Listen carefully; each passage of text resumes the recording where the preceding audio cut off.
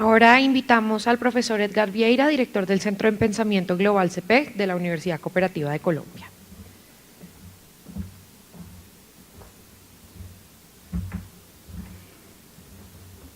Bueno, comenzando la tarde, queremos presentarles 3 libros de la colección de Bolsillo Acontecer Mundial, directamente relacionados con las temáticas de integración y las temáticas que va a estar estudiando el GRIDALE.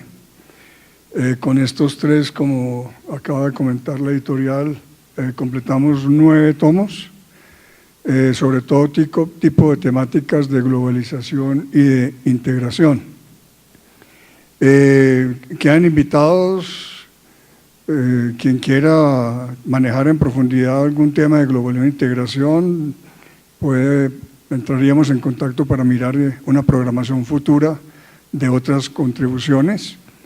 Es una colección sencilla, de bolsillo, fácil de portar, de leer, fundamentalmente de divulgación, aunque las obras de académicos son sometidas a todo el proceso de revisión editorial y de aprobación de par. Y ya vamos asegurados 11 tomos y queremos programar el año entrante, para lo cual invitamos a integrantes del GRIDALE a presentar algunas propuestas.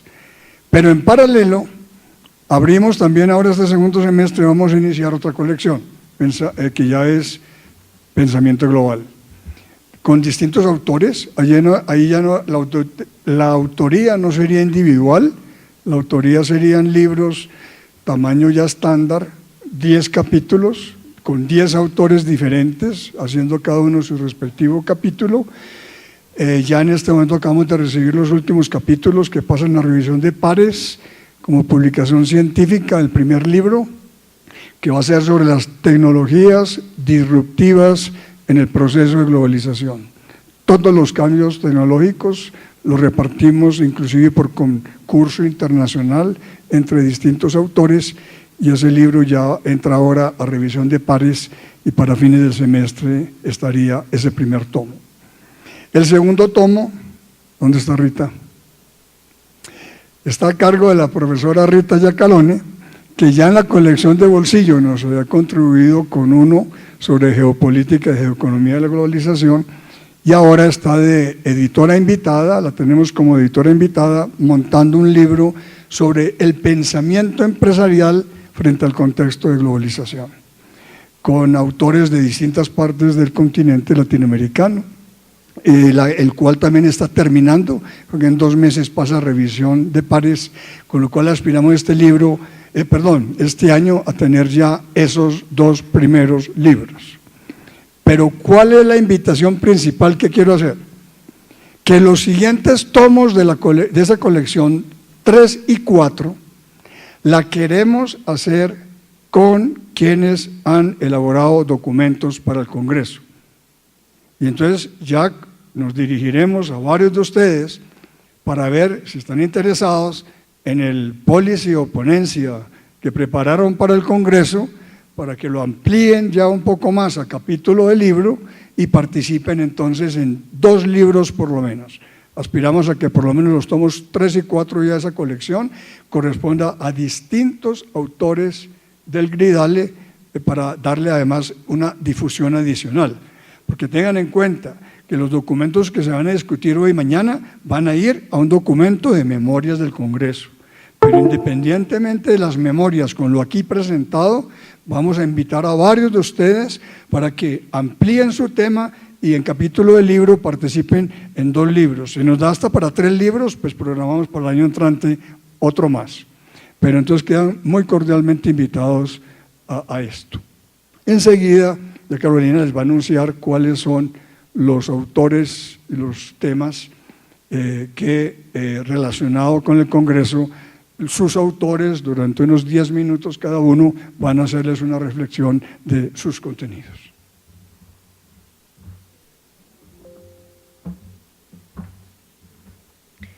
Así es, como lo dijo el profesor Vieira, a continuación los autores harán una presentación de los libros. Contamos con 10 minutos para cada una de las intervenciones. En primer lugar, La crisis en el multilateralismo y en los acuerdos regionales, escrito por el profesor Félix Peña. El profesor Peña es especialista en relaciones económicas internacionales, derecho del comercio internacional e integración económica. Abogado de la Universidad Nacional del Litoral Argentina, doctor en Derecho de la Universidad de Madrid, director del Instituto de Comercio Internacional Fundación ICBC y profesor titular y director de la Maestría en Relaciones Comerciales Internacionales de la Universidad Nacional 3 de Febrero en Buenos Aires. Profesor Félix Peña, adelante.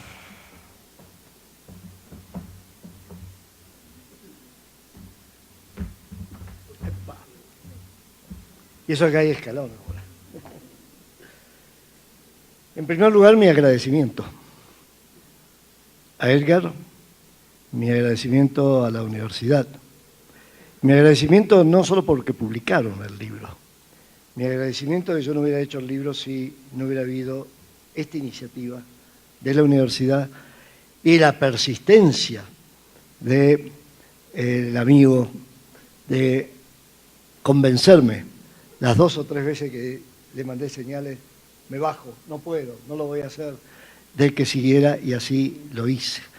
Y lo hice en buena medida también porque de alguna forma me tocaba, me parecía que tenía cierto sentido el repasar lo que uno había estado escribiendo durante algunos años en torno a los temas que habían sido propuestos, el multilateralismo, en la perspectiva de la región latinoamericana. Y eso había sido, a su vez, en buena medida, producto de una iniciativa que tomé hace unos cuantos años, supongo unos 10 años, un poco más largos quizás, de empezar a escribir un newsletter mensual sobre relaciones comerciales internacionales, que a medida que lo iba escribiendo, iba agregando, no páginas, porque siempre tuvo la misma extensión, 3 o 4 páginas más la bibliografía, iba recibiendo sugerencias de cómo hacerlo para lograr el objetivo.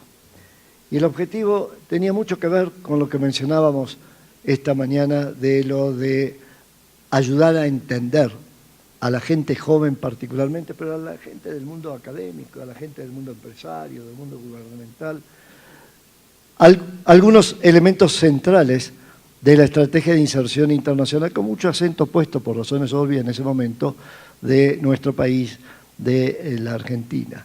Y de ahí fue surgiendo el newsletter que circula, lo recibe y lo lee mucha gente, y fui agregando algo que me pareció muy importante, que era la idea de tener una lecturas recomendadas.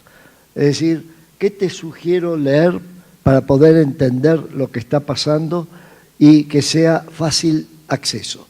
Y en lecturas recomendadas hay libros que normalmente son libros que se conciben más baratos porque tienen una edición particularmente de ebook, y mucho de papers y artículos y documentos que han salido el mes anterior y que de alguna manera uno se ha tomado el trabajo de, si no leerlo completo, por lo menos de tener una idea de tocarlo, y uno va aprendiendo cómo tocar algo para saber si ese algo sirve o no para quien se está formando en los temas. De ahí viene el libro este, que en parte recopila, recoge cosas que fueron escritas en otro momento, y que fueron escritas y que están agrupadas en lo que son los 3 ejes centrales del libro, que de alguna manera uno podría decir, más que eje central del libro, es la tesis que uno está planteando a través del libro. Y que consiste en decir, si tú te estás formando o estás formando gente para poder tener una incidencia en el desarrollo de la estrategia internacional de tu país o de tu región, estos son temas en los cuales tienes que poner un ojo en particular. El primer tema es, ¿qué pasa con la estrategia de inserción internacional de nuestros países? La buena noticia es que en América Latina podemos hablar en ese sentido de nuestros países. Habrá diferencia de acentos, pero en el fondo es un poco lo mismo desde una región que se mencionaba antes, privilegiada en muchos sentidos y que, sin embargo, tiene que seguir luchando para tener un lugar en el mundo, y vaya que tiene espacio para tener un lugar en el mundo. Entonces, analizar las negociaciones comerciales internacionales, las negociaciones internacionales, siempre con una perspectiva de lo que mencionaba esta mañana, de la interacción entre lo geopolítico, lo económico y lo legal. La segunda pata de esta aproximación a cómo ayudar a entender lo que está pasando cruza fundamentalmente por tratar de tener más claro la región como tal. No con la idea de decir cómo debe ser la región. La idea es, si tú estás tratando de hacer entender algo, no tienes que decir qué es lo que tú crees que debería ser la región. Eso lo tendrá que decir el político, el analista, lo que sea. Tú eres un decodificador de la realidad en función de aquellos que se están preparando para decodificar la realidad, sea para empresarios, sea para gobierno, sea para cualquiera que trata de entender la realidad. Y en esa perspectiva entonces analizamos lo que se analizó esta mañana en términos de la realidad regional, y vaya que hay para entretenerse y va a haber para entretenerse por mucho tiempo para tratar de ver. Yo no sé si cómo nos integramos o no nos integramos.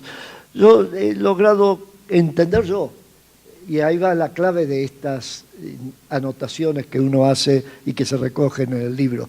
Para ayudar a entender tenés que contar qué es lo que te hizo a vos entender la realidad. Entonces, de alguna manera, en esa perspectiva de lo que pasa en la realidad y demás, no se trata de decir cómo debería ser la integración en América Latina, cómo debería ser la cooperación en América Latina. Se trata simplemente de dar ideas, resaltar ideas de cómo podemos trabajar juntos. Es decir, un poco más en el sentido que además que la gente joven lo entiende rápido. El working together no te evita discusiones más complicadas sobre si esto es integración o no es integración, es cooperación, no cooperación. No, estás trabajando juntos, podrías no trabajar juntos, bueno, esa es tu decisión. Pero la ventaja de trabajar juntos se mide de esta manera. Y la tercera, y termino, idea que está flotando en el libro, a medida que lo armé el libro, y por eso te agradezco, porque uno va aprendiendo de esa manera, a medida que armé el libro y demás, y además a cada rato recibía sugerencias y fuertes de qué debía corregir, a medida que armé el libro me di cuenta que en el fondo eso que yo planteaba como lo tercero era lo primero, que en el fondo la clave, incluso para entender la baja performance nuestra en materia de inserción en el mundo y en la región, tiene mucho que ver con que no tenemos la menor idea qué queremos como país. Y no tenemos la menor idea qué queremos como país porque los empresarios, los sindicalistas, la ciudadanía en general no te transmite qué espera. La gente ha tenido un rol pasivo muy fuerte en todo sentido. Entonces, de alguna manera, la elaboración de la estrategia nacional en materia de inserción internacional fue el tercer componente de este libro que estamos presentando hoy. Y una conclusión, si me das un minuto más, ya ni me acuerdo si me pasé el tiempo, ¿no? Pero una conclusión que yo diría con respecto a esos tres planos, y están imbricados, están muy vinculados entre sí. Respecto al primer plano, preparémonos para mucho tiempo de incertidumbres, para ponerlo en lenguaje más práctico, de caos, de desorientación. Por lo tanto, hacia el futuro va a haber muchísima más gente desorientada y con bronca, porque nadie le explica realmente qué es lo que está pasando y qué es lo que estás haciendo. Yo creo que esto viene para largo, no hace falta, a la edad que uno tiene no va a entrar a hacer pronósticos apocalípticos, ni mucho menos, pero sí, si uno está tratando de transmitir algo en base a la experiencia de 60 años dedicados a estos temas, 60 años que excluyeron en la región y en el mundo lo que habían caracterizado todos los años anteriores, uno tiene que atreverse a usar una palabra que en general la gente trata de no utilizar porque es casi una mala palabra, guerra. Es decir, el mundo va a orientarse cada vez más al ejercicio no de la inteligencia sino de la violencia para dirimir quién es el que manda. No creo que va a pasar eso, espero que no pase, pero eso es el telón de fondo. Y en segundo plano, yo creo que por mucho, mucho tiempo vamos a seguir teniendo una performance un poco errática, un poco a la latina, un poco caótica, porque es una de nuestras características, no la vamos a cambiar. Y esas características tienen una ventaja enorme, que seremos, y lo digo como argentino, ok, seremos caóticos, pero no tenemos los problemas que tienen otras regiones del mundo, en que tienen que resolver problemas nucleares y demás. Uno de los activos más fuertes de la integración en América Latina fueron el de los acuerdos entre Alfonsín y Tancredo Neves Sarney sobre el desmantelamiento de la única par de países que estaba envuelto en una trayectoria nuclear.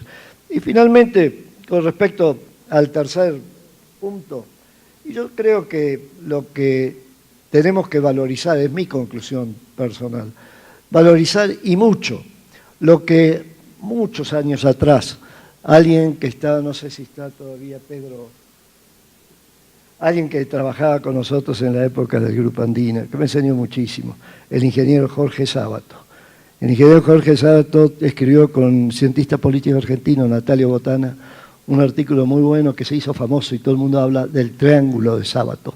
El triángulo de Sábato era el cómo armar una sinergia dinámica, creativa, entre gobierno, sector empresario, sector productivo, porque también los sindicatos, ONGs y demás consumidores, y el mundo académico. Y entonces me da la impresión, y concluyo con esto, de que es, por lo menos mi conclusión principal, es que en esta tarea de contar qué ha pasado, por dónde podemos ir, tratar de ayudar a entender y demás, estamos contribuyendo a que en el mundo académico nuestro se transforme en un mundo que, además de ser académico, es un mundo de reflexión orientada a la acción. Es decir, es un mundo que de alguna manera se testean ideas que pueden luego ser canalizadas hacia la realidad. Y eso nos falta, y nos falta mucho, y yo creo que lo que ustedes han hecho en la universidad, lo que ustedes han hecho con Gridale, lo que estamos haciendo con Gridale, va en esa dirección. Es decir, el mundo académico no puede seguir pensando cosas allá, que alguien que está en el campo de batalla diga, sí, está bien, vos pensás eso porque no tenés que... sino que el mundo académico esté imbricado con el mundo de la acción para ayudar a mejorar la performance en la acción. Si me permites un medio segundo más, diría, aunque no sé qué está pasando en este momento en la final de... ¿Cómo? ¿Argentina? Bueno, me has dado una mala noticia, pero a pesar de eso, con entusiasmo, te digo de que de alguna manera el mundo académico en relación a quienes juegan al fútbol, quienes están en el campo de batalla, tienen que estar en condiciones de casi online, lo que hubiera sido bastante útil en varios partidos de fútbol, estar online, diciéndole al que está jugando, anda por ahí, anda por allá, pero no estás en el campo de batalla, pero no estás ajeno al campo de batalla. Gracias, me pasé de los 10 minutos, pero sí.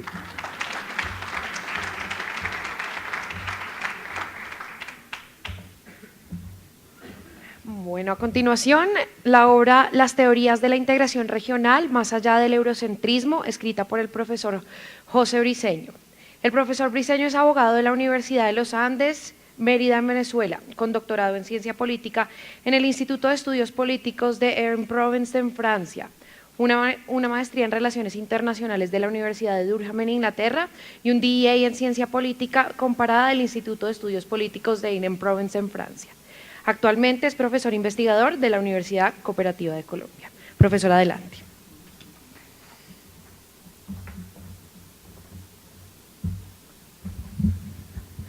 Bueno, muy buenas tardes.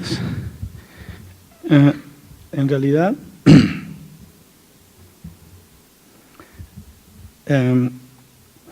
este libro, que fue de nuevo, inevitablemente siempre llegamos a él, fue de nuevo Edgar, que me incentivó a escribirlo, en realidad es la continuación de un proyecto que ya tiene una publicación previa y que no es un proyecto nuevo, es un proyecto que tiene ya varios años, décadas diría yo, y que deriva de mi interés en la discusión teórica sobre la integración regional.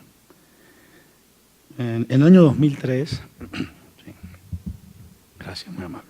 En el año 2003 yo publiqué un libro en mi antigua universidad, Universidad de los Andes en Venezuela, que se llamaba Las teorías de la integración regional. Punto. Ese era el título. Este se llama Las teorías de la integración regional más allá del eurocentrismo. ¿Y qué quiere decir eso? ¿Por qué un título es distinto del otro? Porque el segundo libro trata de llenar una serie de vacíos que no estaban en el primer libro. ¿Y por qué vienen esos vacíos? ¿Cuál es la razón de esos vacíos? Mi primer libro es un libro clásico, es un primer manual de esos que conseguimos muchos, quizás no tanto en español, mucho en inglés, donde estudiamos las teorías fundamentales de la integración. Empezamos con el federalismo, el funcionalismo de Mitrani, luego llegamos al neofuncionalismo, la respuesta intergubernamentalista, el vacío de la época de la euroesclerosis, el relanzamiento en los años 80, el nuevo neofuncionalismo, el liberalismo intergubernamental. Esa era la trayectoria. Y eso lo hice en el primer libro. Y entonces luego, con la madurez intelectual, con el crecimiento intelectual que todos tenemos, empecé a ser crítico de mí mismo. ¿Por qué el primer libro fue así? Porque nos guste o no nos guste, la teoría de la integración regional se generó en Europa. Se generó para explicar el proceso de integración europea. Y algunos enfoques, Schmitter y Haas, por ejemplo, en los años 60, hicieron algún esfuerzo para tratar de aplicar ese enfoque fuera de Europa, a América Latina y Joseph Nye a África. Pero la teoría de la integración tiene como su objeto de estudio las variables que surgen para explicar los enfoques, las narrativas, la experiencia europea.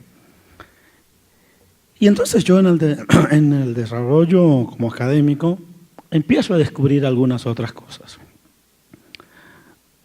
Empiezo a hacer, en primer lugar, estar más familiarizado con los enfoques de la llamada teoría del nuevo regionalismo, la escuela de Gotemburgo, que llaman algunos, los trabajos de Björn Hednet y Fredrik Söderbaum, que en primer lugar ya usa una categoría distinta a la integración regional. Habla de regionalismo, tiene una visión más amplia del fenómeno estudiado, en primer lugar. Y en segundo lugar, aunque quizás en sus trabajos empíricos no lo hace del todo de manera extensiva, trata de mirar, de analizar ese fenómeno que describe como regionalismo más allá de la experiencia europea. E incluso hace una división conceptual, yo creo que no es que la hace, muestra una división conceptual que existía entre esos que llamaban EU Studies, los que se habían especializado en estudiar la integración europea, y los Regional Studies, los que estudiaban el regionalismo del nivel global.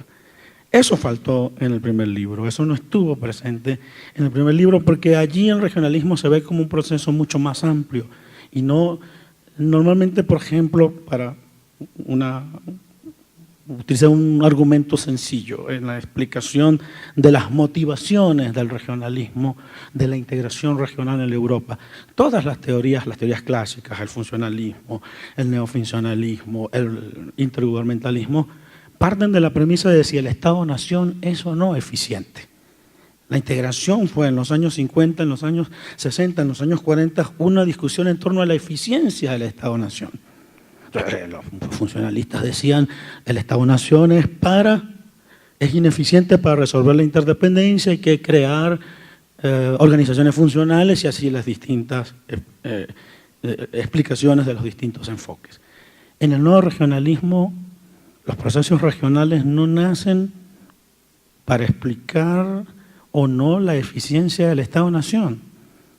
Nacen como resultado de una dinámica global, la globalización, la interdependencia cada vez mayor, y entonces son como las dos caras de la moneda. Globalización y regionalización son dos procesos que van en paralelo. Eso no estaba en el primer libro que yo publiqué en el 2013. Y hay un segundo elemento que no estaba en el libro que yo publiqué en el 2003. Y que ese fue parte realmente de mi parcourir como académico. Y es que empecé a cuestionar, ¿realmente América Latina no ha producido nada sobre integración regional? No hay aunque sea una reflexión, una preteoría, como alguna vez dijo Ernest Haas en sus escritos de los años 60 sobre integración regional. Y entonces empecé a escarbar, como se dice, y en verdad no hubo que escarbar muy profundo. Escarbando en la superficie se empezaron a conseguir contribuciones latinoamericanas, contribuciones que generan polémica, contribuciones que yo sé que son objeto todavía de discusiones muy fuertes entre los académicos, como la escuela cepalista, el llamado estructuralismo latinoamericano, que interpreta la integración económica de una forma muy distinta como interpreta la integración económica, la teoría económica clásica de Jacob Wiener o Jacob Wiener en el mundo desarrollado, en el caso de la integración europea. Para poner un caso adicional, la integración en Europa, desde la perspectiva de la teoría económica, lo que realmente se preocupaba en la lógica wieneriana de Jacob Wiener era ver si la integración era eficiente o no en el incremento del bienestar, si colaboraba a incrementar el bienestar. La integración latinoamericana en el pensamiento de Previs y de la CEPAL se preocupaba sobre cuál era el aporte de la integración regional al desarrollo de la región. Había una relación entre desarrollo e integración. Ahí vi un primer aporte y dije, eso tiene que ser incluido. Y luego descubrí en el ámbito de la ciencia política otra teoría incluso mucho más polémica y más discutible, que es la famosa, que muchos dicen que no es teoría, el famoso enfoque sobre la autonomía. La integración como un mecanismo de integración solidaria. Y me di cuenta de que hay enfoques tradicionales medio autárquicos de autonomía de los años 70 y hay enfoques nuevos de autonomía relacional, en el cual la autonomía no es para cerrarse al mundo, sino para ir juntos al mundo y ser más, digamos, tener un mayor poder de negociación. Y eso, a partir de esas reflexiones, cuando el doctor Vieira me invita, José, tenemos una serie que se llama Acontecer Mundial, y me gustaría que nos hicieran una colaboración. Los que conocemos al doctor, ahora es mi jefe, pero digo, lo conocí antes de ser mi jefe. Sabemos que él cuando dice nos gustaría que hicieras una colaboración, es bastante difícil que uno diga que no. Sino que me diga el doctor Félix Peña y Ana y Sergio, es poco difícil que uno le diga que no. Entonces me puse a trabajar y lo que hice fue, digamos, un poco actualizar el viejo debate europeo con esas dos vertientes, con esos dos vacíos que existían en el libro previo. Incluir los aportes del nuevo regionalismo económico e incluir la contribución latinoamericana a los debates. Y con ello, ¿qué es lo que queremos? Cuestionar el eurocentrismo.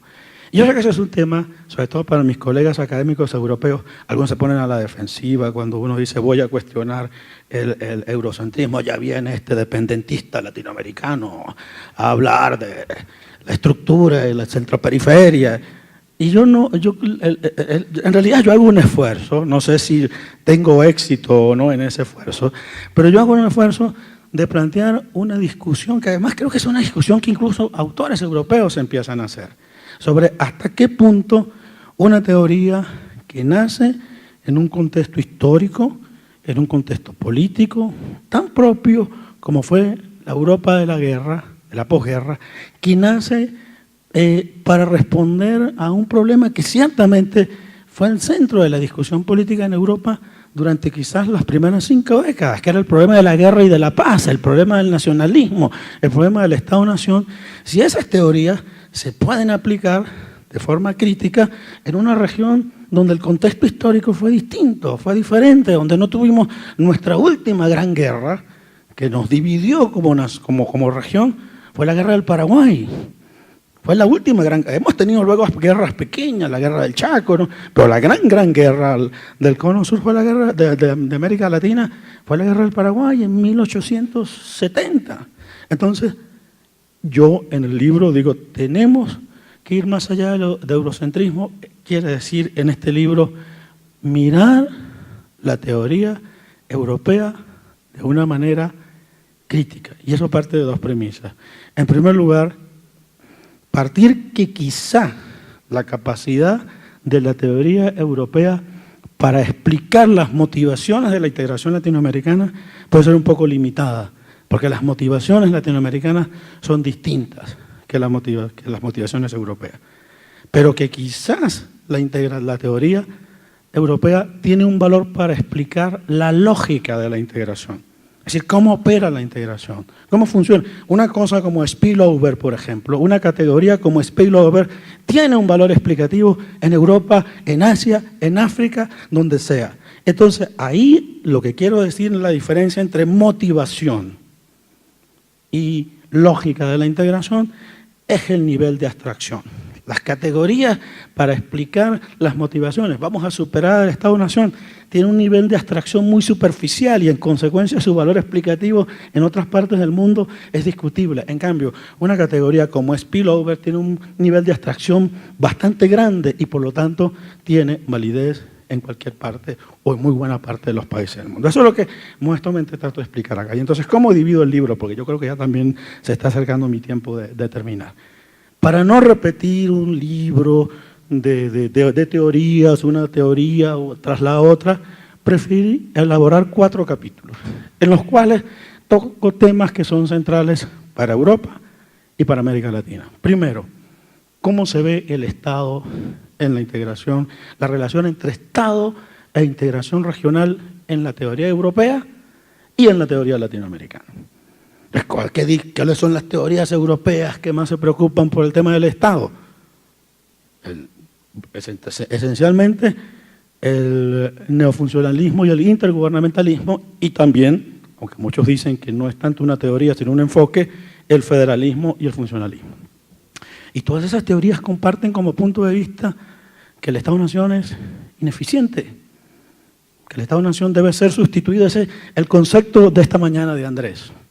La integración como el proceso en el cual los estados, los actores cambian sus lealtades, expectativas a un nuevo ente que quiere tener competencia sobre las unidades preexistentes, o sea, sobre los estados. Ese es un clásico concepto antiestatista de la integración. Se va a crear una nueva institución que va a superar al Estado.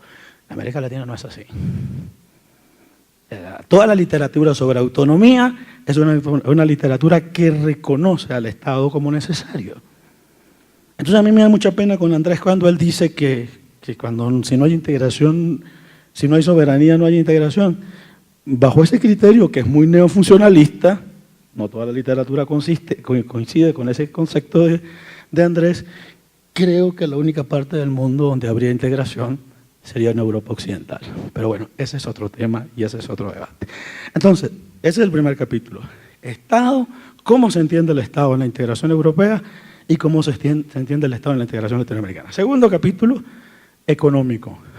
¿Cuál es la lógica económica según la integración, la lógica económica de la integración según la teoría europea y según las contribuciones latinoamericanas? Para la teoría europea es una cuestión, salvo un enfoque heterodoxo que es el estructuralismo francés, pero para la teoría europea es la teoría clásica bineriana de la integración como segundo óptimo, que se preocupa es por plantear qué forma más eficiente de distribuir los recursos debe hacerse a través de la integración. En América Latina, la integración desde la teoría económica está asociada al desarrollo económico. Esa quizás es una particularidad del pensamiento de integración latinoamericana. Y luego entro en 2 temas que sé que también son polémicos. El tercer capítulo, el tema de las identidades, muy elaborado por el constructivismo en los años recientes, en los últimos 20 años en la teoría europea. Cómo el tema de las entidades, la narrativa, los intereses, más allá de los intereses, son importantes en la construcción de región. Y cómo en Europa, que aparentemente todo es una cosa instrumental, Ese es el enfoque neofuncionalista. La integración es instrumental, Andrés lo dijo esta mañana, sin embargo una parte de la literatura dice no es solo instrumental, también hay variables identitarias, también hay variables discursivas que contribuyen a ese proceso que ahora llaman de europeización, que es una cuestión constructivista. Y si hay una región donde esta idea, esta cuestión de las ideas, de los intereses, tienen un valor explicativo para la integración, es en América Latina. Sea por retórica, sea que creamos en ellos, sea que no creamos en ellos, siempre la idea de una identidad compartida, de una historia compartida, a partir de narrativas y de experiencias vividas, existe entre los países latinoamericanos. Entonces, ese es el tercer capítulo. Y el último capítulo con el que cierro es el tema de la institucionalidad. El tema de cómo se conciben las instituciones en Europa y cómo se han concebido en América Latina, y ese nos lleva a otro debate central en la teoría de la integración, que es el debate de supranacionalidad versus intergubernamentalismo. Entonces ahí yo hago algunas, puedo aceptar que algunos me dicen que son provocaciones, quizás hago algunas provocaciones allí, pero en mi opinión, trasladar ese debate de supranacionalidad e intergubernamentalismo al contexto latinoamericano hay que hacerlo con muchísimo cuidado. Hay que tener muchísimo cuidado en eso. Yo recuerdo que en una conversación en Buenos Aires con Félix Peña, una vez nos comentó, porque éramos varios, de dónde viene la palabra supranacional. Surgió como del azar de alguien que quería decir algo por encima de los estados, dijo, supranacional. Hay que tener cuidado con eso. Las experiencias, nosotros hemos tenido casos de supranacionalidad. El Pacto Andino, ahora Comunidad Andina, es un caso de supranacionalidad. Entonces, no es que... Pero además hay que tener cuidado con la categoría supranacionalidad, porque incluso la integración europea no es puramente supranacional.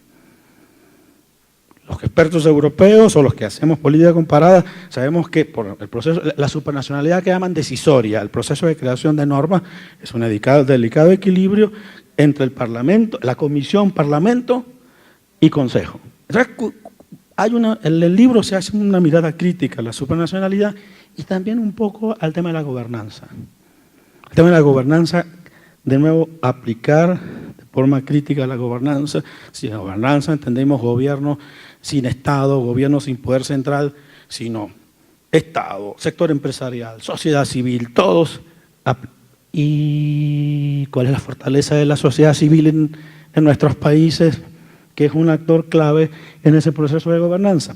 Entonces, el libro, digamos, también dedica una parte al análisis. Esos son los 4 capítulos que en los que consiste este libro, que es una modesta reflexión y como lo digo en el libro y con esto señalo, surge de un interés de largo plazo, de larga data en estos temas, pero también surgen de nuevos incentivos, entre ellos conversaciones que he tenido con gente que aprecio y que estimo mucho, 2 de ellos están acá, con Félix Peña y con el doctor Vieira, Philippe, que lamentablemente no está acá, Philippe de Lombarde, y otros colegas que me impulsaron, que me empujaron a terminar este proyecto. Muchas gracias.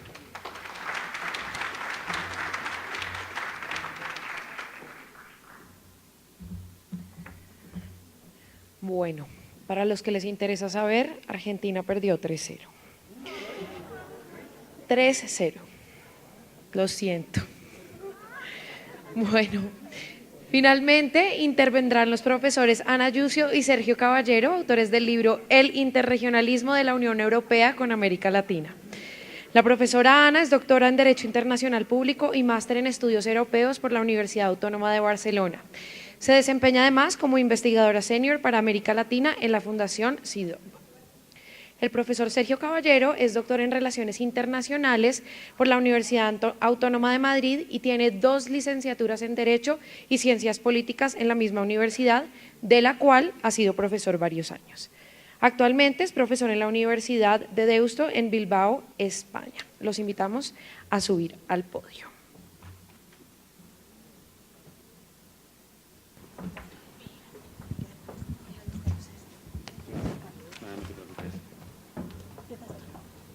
Buenas tardes. Vamos a intentar ser breves por la hora y porque creo que todo el mundo se ha quedado un poco choqueado con la noticia del día y sé que estáis todos deseosos de ir a ver los goles. Pero bueno, vamos a presentar el libro. Lo primero, mi agradecimiento, como no podía ser, nuestro agradecimiento, como no podía ser de otra manera, a la Universidad Cooperativa de Colombia por hospedarnos de semejante manera y en concreto, en particular a Edgar, por toda la labor con el Gridare y bueno, estaremos ahí y felicidades desde ya por esta empresa, ¿no? tan importante.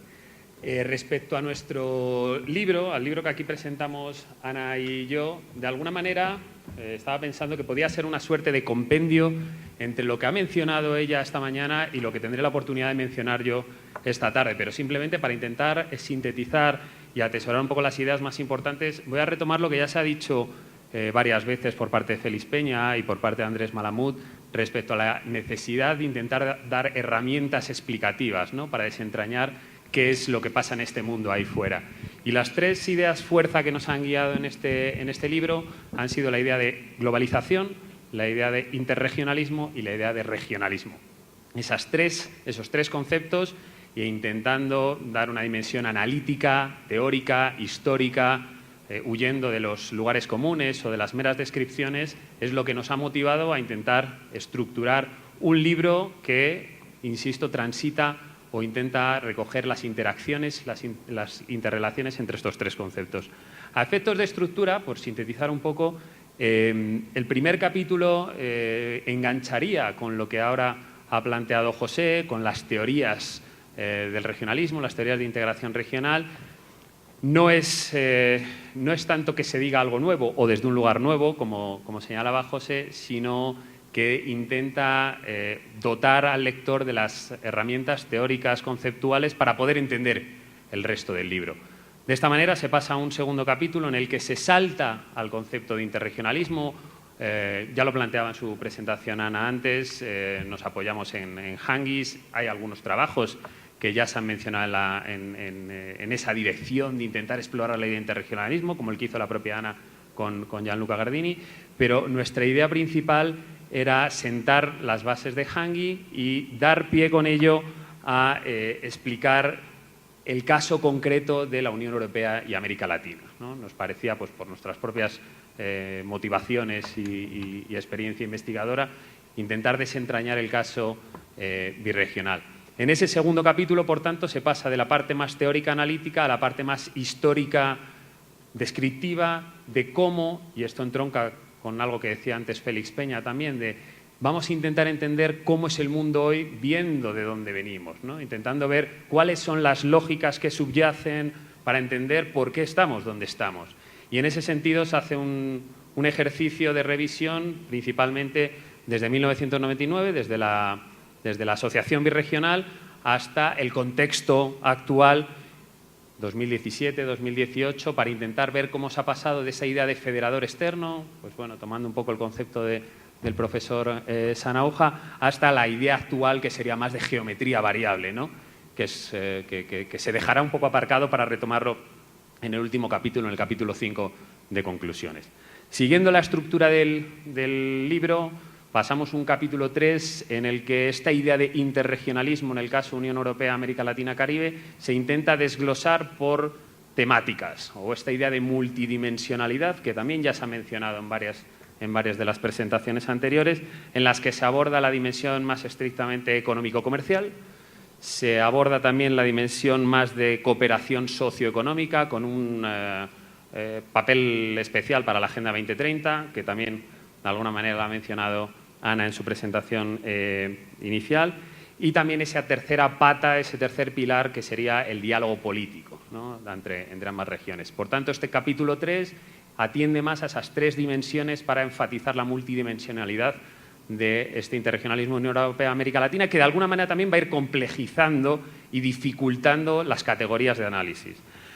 En un cuarto capítulo abordamos esta idea de interregionalismo de Unión Europea-América Latina desde la visión, desde el disparador va a ser la globalización, y se intenta hacer un ejercicio de análisis de las políticas exteriores de algunos actores latinoamericanos, en concreto de Brasil y de la tristemente hoy Argentina, con Estados Unidos.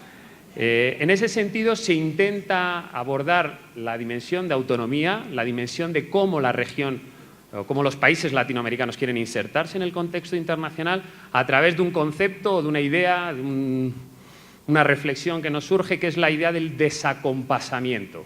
Cómo pareciera, con este trasfondo histórico, como cuando Estados Unidos era el adalid del multilateralismo y de ese régimen liberal del que se ha mencionado en las mesas anteriores, pareciera que ciertos países latinoamericanos, por ejemplo Argentina y Brasil, apostaban por un tipo de inserción distinta, o por lo menos no partidaria de unirse al proyecto eminentemente del ALCA.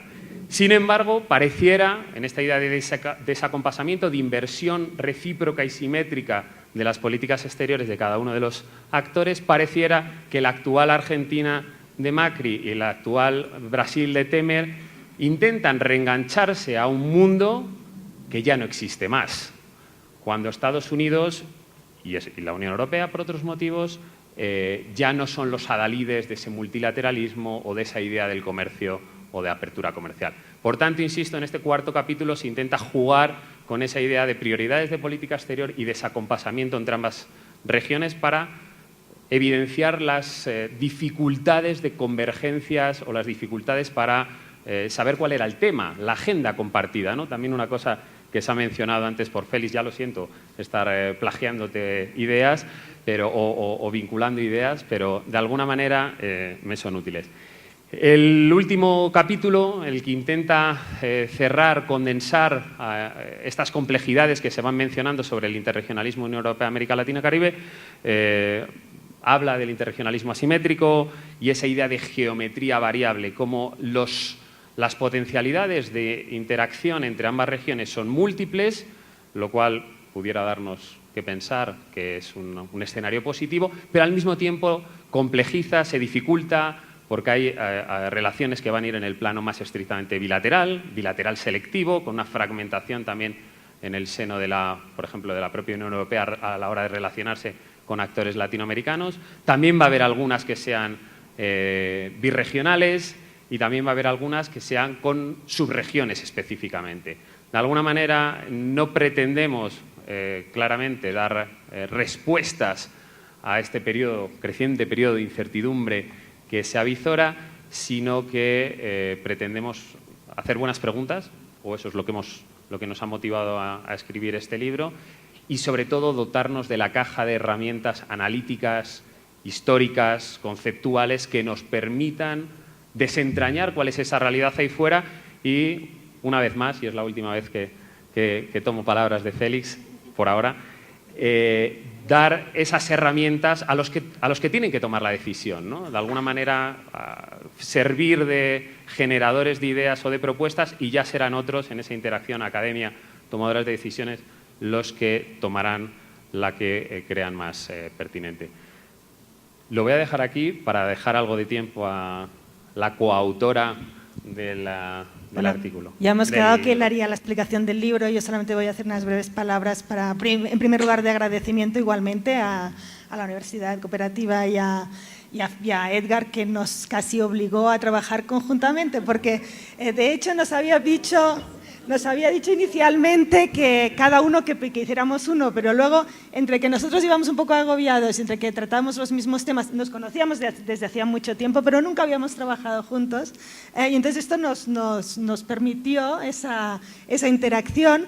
Y sobre todo creo que es eso, es un libro muy de síntesis, ¿no? Es un libro de síntesis de trabajos previos, ya lo he dicho antes, y por tanto son unas reflexiones que vienen sobre reflexiones anteriores. Y lo que hemos tratado es tratar de sintetizar, ¿no? De ser claros, de no hacer un repaso a toda la bibliografía del regionalismo y el interregionalismo, sino de intentar dar los puntos clave de los hitos, ¿no? Por los cuales ha transitado las relaciones. Y básicamente nos interesaba sobre todo el interregionalismo, pero es obvio que no puedes tratar el interregionalismo sin entender lo que es el regionalismo, ¿no? y cómo se estructura dentro del concepto de globalización, ¿no? Entonces, yo cuando hicimos este libro, por una parte había una parte de satisfacción muy grande de poder compartir y todo, pero también te queda un poco de insatisfacción de que no has conseguido realmente dar las respuestas, ¿no? Pero por otra parte, eso es la parte de la investigación, ¿no? Que te tiene que quedar siempre como un algo más para seguir adelante, ¿no? Buscando más respuestas a esos interrogantes que te abren las investigaciones previas, y en eso estamos, y yo creo que eso es parte de la intención de este grupo de trabajo y de esta colección, de abrir, ¿no? De abrir las mentes para nuevos interrogantes, y del Gridale como proyecto, ¿no? Y ya está. Muchas gracias.